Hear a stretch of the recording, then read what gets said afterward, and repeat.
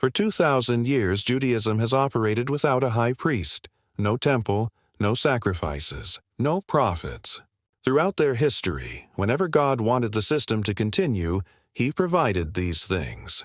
During Babylonian exile, God sent prophets who promised restoration. 70 years later, the temple was rebuilt. During Greek persecution, God raised up the Maccabees to restore worship. But after 70 CE, nothing. Complete silence.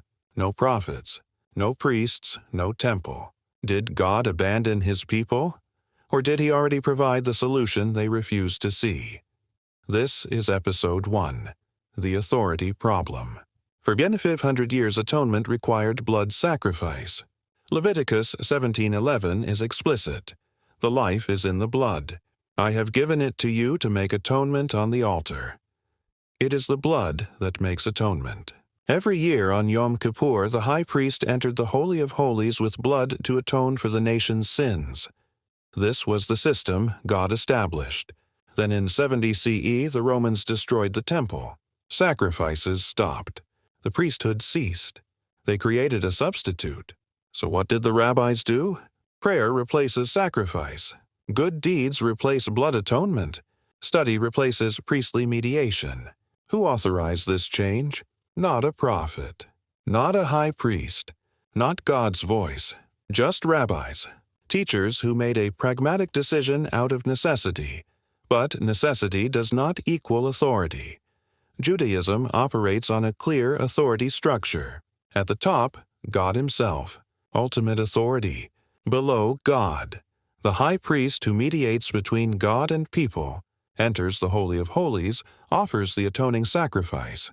Below the high priest, the law itself, Torah given through Moses. At the bottom, rabbis and teachers. Their job is to interpret and apply the law, not change it. Rabbis can interpret how to keep Sabbath. Rabbis can apply what counts as work. But rabbis cannot eliminate explicit commands from God. They cannot say blood atonement is now optional and prayer works instead. That requires authority at the high priest level or higher, someone who can mediate a new covenant between God and people. When the rabbis substituted the system, they operated outside their authority. God anticipated this. Deuteronomy 4:2. Do not add to what I command you, and do not subtract from it. Deuteronomy 12:32. See that you do all I command you. Do not add to it or take away from it. The rabbis claim they just interpreted how to maintain covenant when the temple no longer exists. But that is dishonest. Leviticus 17:11 does not say blood makes atonement unless the temple is destroyed, then prayer is fine. It says blood. Period. That is not interpretation. That is substitution. There is precedent for authorized changes, when a prophet brings new revelation or when God Himself intervenes. Moses brought the law, authorized by God's direct voice at Sinai with signs and wonders confirming His authority. So if someone was going to change the atonement system, they would need prophetic authority, divine authentication, signs confirming God's approval, and proper priestly credentials. The rabbis had none of these. What should Judaism have done when the temple was destroyed? What they always did before: wait, cry out to God. Look for what He was doing. During Babylonian exile, they did not create a substitute system. They mourned. They repented.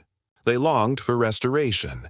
And God brought them back. After Greek persecution, they did not say sacrifices are optional. They fought to restore them. So why is 70 CE different? Because 2,000 years later, nothing has been restored. It became clear this was not temporary. But here is what they missed. Maybe it was not supposed to be restored. Maybe God already provided the permanent solution. Maybe the Messiah, the ultimate high priest, had already come before the temple fell. Maybe He established a new covenant that did not require the temple because He was the final sacrifice.